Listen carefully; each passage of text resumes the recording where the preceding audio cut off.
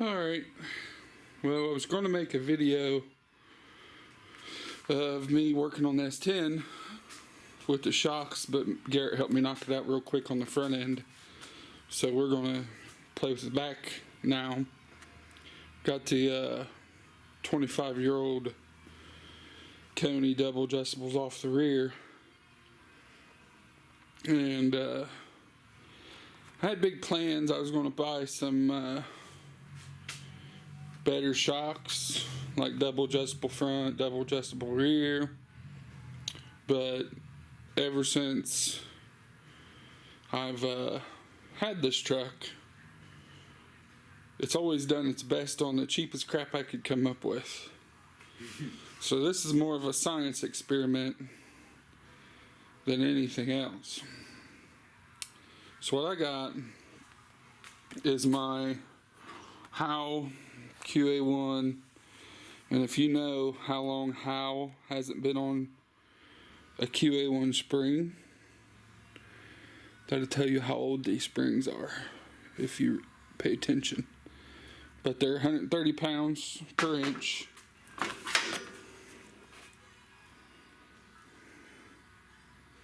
(12 by 130). Just measured free length. They're still the same.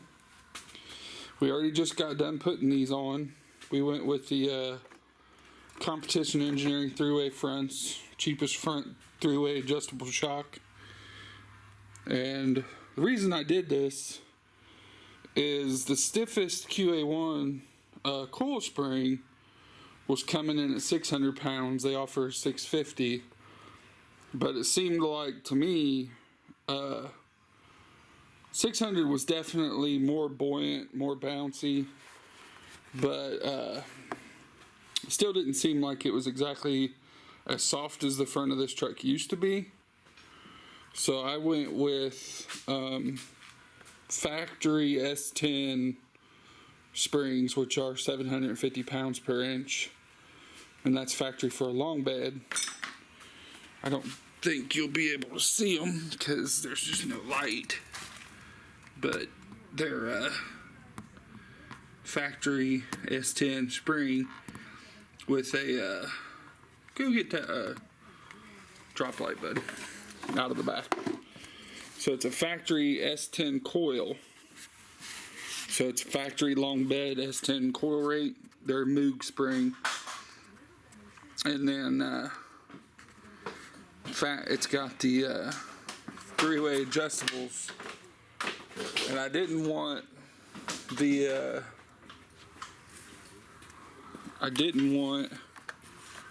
so you can see, I mean, they're pretty good wire diameter. Now I do have DJM drop arms that drops the suspension 3 inches by the coil, but the coils are untouched. So with the drop spindle and the DJM arm, it's a 5-inch front drop, and it still sits the same as it did with the QA1s. Like I said, this was more of a science experiment than anything. I may end up going back to a QA1 with a double adjustable or a strange double adjustable. But right now, we went with these just like it had way back in the day when it was consistent and always went down the track even when nobody else was. So these do 90-10, if it'll focus. Let's see. Let me play with this camera for a second.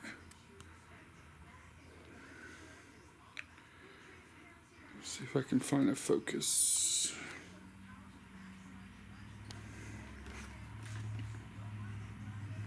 Oh, much better.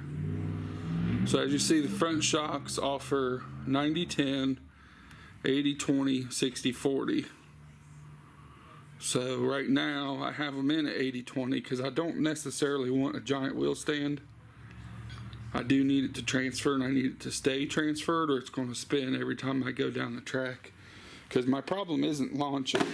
The problem I was having was whenever it would get to rolling and the boost would come in from these guys, it would blow tires off. And it didn't matter if it was 10 feet out, 50 feet out, or 100 feet out. This is the dinosaur Koni. So we're out, you can't read their Koni, but if anybody ever had a Koni, you know what that rebound adjuster on the top is for a double adjustable Koni shock. We might have to steal the bearings out of these for the bottom. Because the way these Jeg shocks are, they give you a wide bearing mount. And the way the 4-link is in the truck, it is not a wide bearing mount. So what these are is the new rears. I can't say for 100% who makes these shocks, but having the compression and the rebound adjustment on the bottom is going to be tremendous, because I would not adjust rebound at the track because you had to climb inside the truck to do it. So now when we go to the track, it's just going to be a simple adjustment. You could just pop the... And you don't even have to just barely climb under it. Make 2 clicks and it's done. So these, I believe, well, I won't say who I think makes them. You'll have to figure that out yourself. But it has a lot to do with these. Pretty certain. So these are the bearing washers they give you, but see how they're spaced? My Konis are not spaced. So I don't know that these will work on the bottom of the shock. They'll definitely work on the top. I just don't know if they'll work on the bottom. So I've got their adjuster.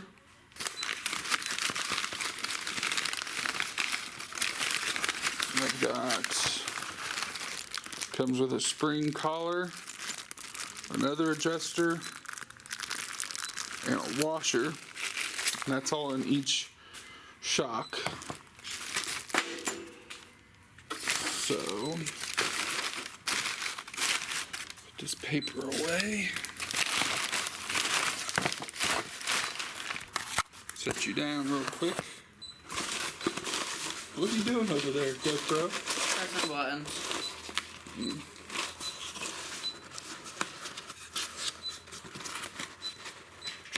That's Garrett playing with the GoPro. So you got the black adjuster,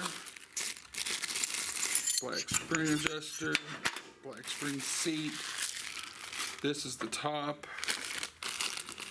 So we need to put one of these in,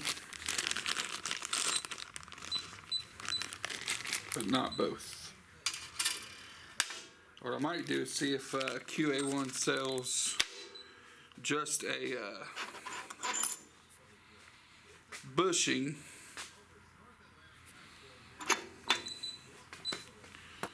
So the way these go, I don't know.